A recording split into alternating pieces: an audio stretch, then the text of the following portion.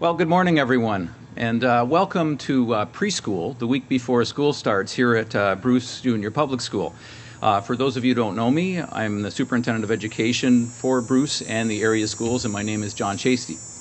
I'm so pleased to be here on behalf of the Toronto District School Board, and I'd like to welcome everyone here today. I'd also like to take a moment to thank Principal Jonathan Root and Bruce Junior Public School staff for hosting today's announcement. Where are you, Jonathan? There you are. As you can imagine, it's an exciting time here at Bruce and at hundreds of schools across Toronto as we get ready to welcome students back to school next week. Let me be the first to welcome and acknowledge the special guests who are with us here today. We are very pleased to be joined by the Honourable Mitzi Hunter, Minister of Education, Vice Chair of the Toronto District School Board, Jennifer Arp, Trustee for Bruce Public School and Ward 15, Jennifer Story, and Associate Director Angelos Bakopoulos, among others. Thank you again for being here today. And without any further ado, it's my pleasure to introduce the TDSB Vice Chair, Jennifer Arp, to say a few words.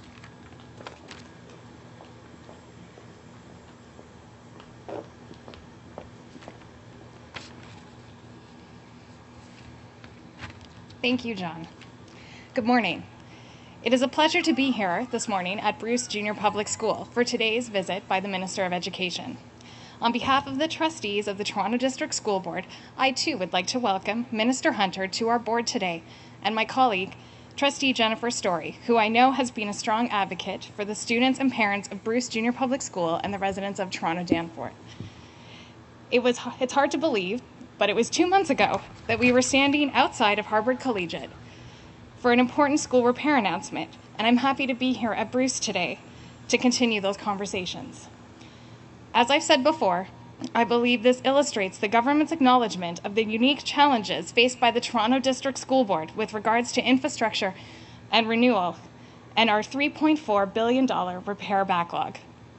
It was just last week that the TDSB and province released a snapshot of repairs at schools across Toronto and across Ontario. This is important information that gives students, parents, staff, and community members a better idea of what their individual schools face. One of the projects that is being made possible in part by increased funding from the province is behind us, Bruce Junior Public School. At more than 90 years old, it's a perfect example of a historic TDSB school that needed some updating and repairs. In this case, it's new windows, along with a new kindergarten washroom and plumbing fixture upgrades inside. This is just one of hundreds of TDSB schools across Toronto that need repairs. Some minor, some major, but all important to individuals, our students, and our school communities. We hope to continue renewal projects such as this.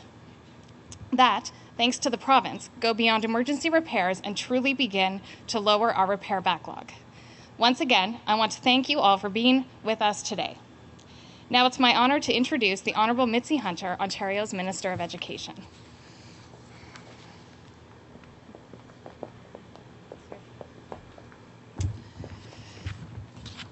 Thank you very much, Jennifer, for that very warm welcome, and good morning, everyone. It is a pleasure for me to be here in Leslieville, and I'm thrilled to be here at Bruce Junior Public School. I want to thank you so much, Principal Root, for introducing me to your school and for the passion that you show for our students and for learning.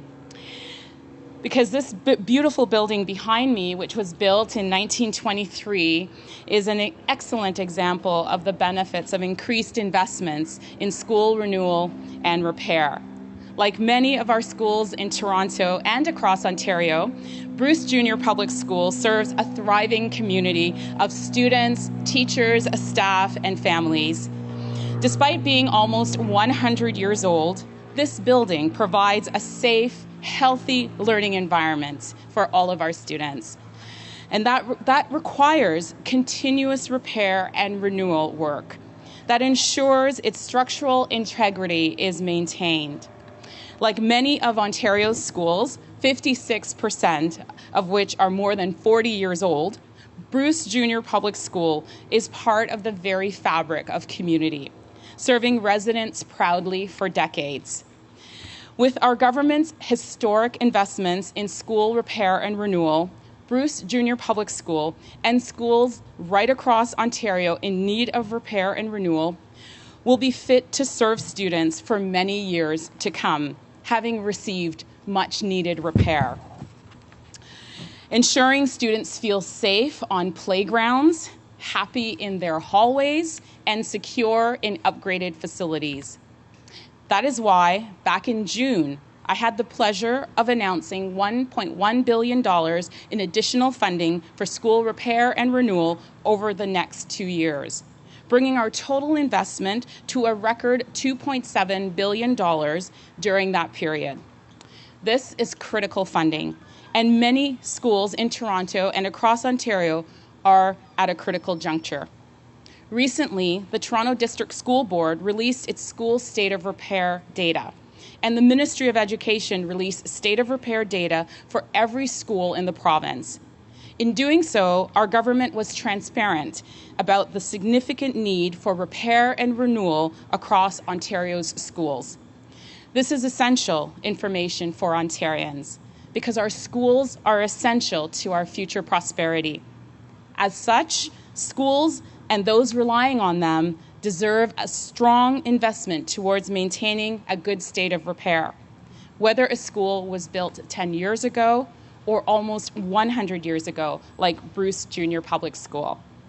Schools supported by a viable school community can count on our government to invest in improvements to their condition, not here and there, but in an ongoing fashion that maintains schools and sustains communities.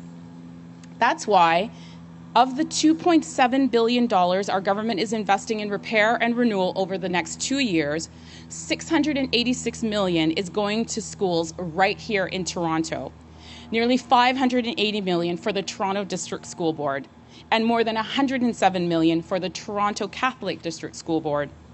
This commitment will bring down the backlog in repair needs and ensure students are in a safe, healthy, and modern learning environments. Schools like Bruce Junior Public School have already started putting that money to good use with new windows, HVAC systems, electrical upgrades, enhanced play areas, roof replacements, playing field improvements, and countless more projects that are making our schools better places to learn, better places to grow, and better places to thrive now and in the future. And I'm proud to say that our 2-year, $2.7 billion investment is meeting the Auditor General of Ontario's recommendation to increase investment in school renewal to 2.5% of replacement value, and to direct 2/3 of infrastructure investment to schools, to renewal projects as opposed to new construction. The result of our targeted and strategic investments is the maintenance of buildings like Bruce Junior Public School in a state of good repair.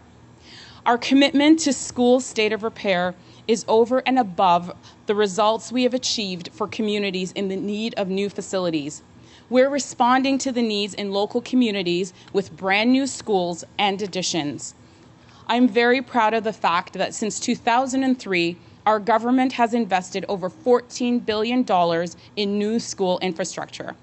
This has resulted in nearly 760 new schools and more than 735 additions and renovations across Ontario. These projects in Toronto and throughout Ontario are part of the largest infrastructure investment in the province's history. About $160 billion over 12 years, supporting 110,000 jobs annually, resulting in hospitals, roads, bridges, transit, and schools. And when it comes to schools, the net effect of our total investment in both new infrastructure and repair and renewal is better schools for better learning and student achievement. Thank you. I'm happy to take your questions.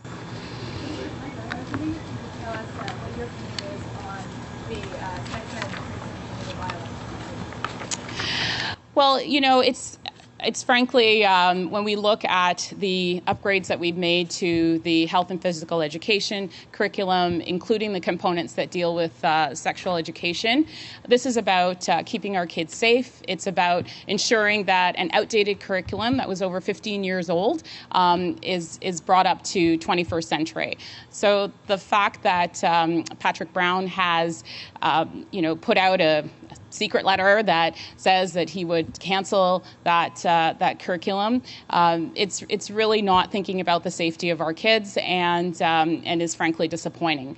Our focus is on the health and well-being of our students and ensuring that they have the up-to-date information that they need to deal with the world in which they currently live in. You put out a fundraising letter about the issue. Can you tell me why this is an issue that the local board is going to fundraise on? Well, the concern is that Patrick Brown is willing to say anything at any time that suits his political agenda. First, he was against the curriculum. Then he said he was okay with it, and he has now changed his mind. That's flip-flopping, and it's important that people recognize that what can you trust? If he's going to change his mind at a moment's notice on information that is so important to the well-being of students, that's putting students at risk. How would it put students at risk to eliminate the sex ed curriculum? Well, when we look at a curriculum that was 15 years out of date, it was certainly the responsible thing to ensure that we had a well-researched and enhanced curriculum that was meeting the needs of our students in the world in which they live in today, and that's exactly what we've done. We've ensured that our students have a curriculum that reflects the challenges of the environments in which that they live in. How big of a factor do you think this is going to be in Scarborough Rouge? Well, I think that it's a matter of, Patrick Brown saying whatever he needs to say to advance his political agenda. He's flip-flopped on this issue, and not sure what people can trust. So I think that, when you look at the commitment that we made to enhancing the health and physical education curriculum, we said we were going to do that. We did that. The curriculum has been in place now for a year, and students are getting the information that they need. To follow up on Randy's question, as Minister of Education, what are the parts of the curriculum that you feel are most integral to keeping kids safe? Well, there are many parts of the curriculum that are integral to keeping kids safe, and I think that what's most important is that with the research that we've done in developing this curriculum is that we're providing students with the information they need at the right age to support whatever it is that they are going to confront. So whether it's teaching them the correct anatomical words to use when it comes to the parts of their body, that's something that public health officials, children's aids officials, and police have told us is required, so that children know how to explain what is the parts of their body. So, there are many changes that we've made throughout the curriculum that reflects the fact that we are now in a digital age. Students are using social media, whether it's texting and other things, and they need to ensure that they understand the implications of those technologies and how to properly use them. The school environment, making sure that we address incidences and issues of bullying and respect for each other. So the curriculum has been very well thought through, and it's something that is designed to meet the needs of a changing world. Last question. Well, can we talk for just a second about this? You didn't make any announcement of new money or anything like that, so why come out today and hold this press conference if you're not going to announce new funding, for example, for the disrepairs that exist? So in June, I announced that the province was investing an additional $1.1 billion in school repair and renewal, which was much needed. It brought our total investment over 2 years up to $2.7 billion.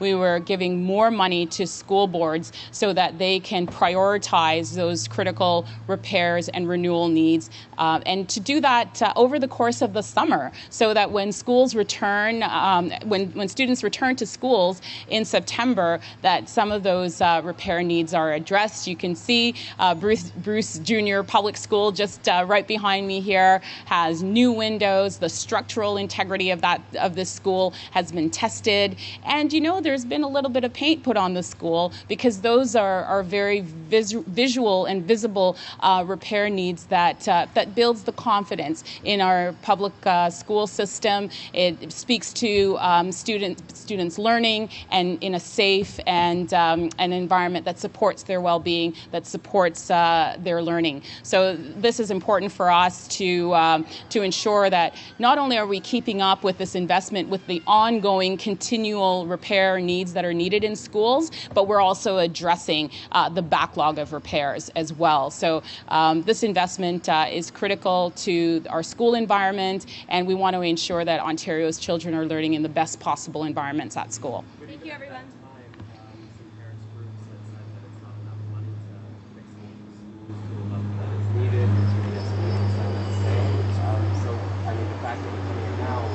Additional money, what would you say to those parents groups who say they need more to have the schools be at that level of good repair?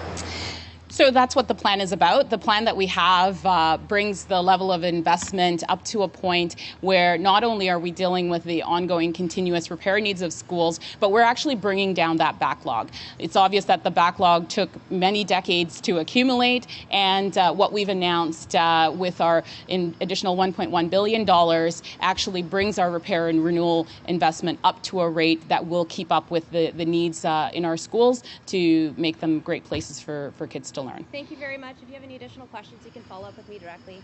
Thank you. Thank you.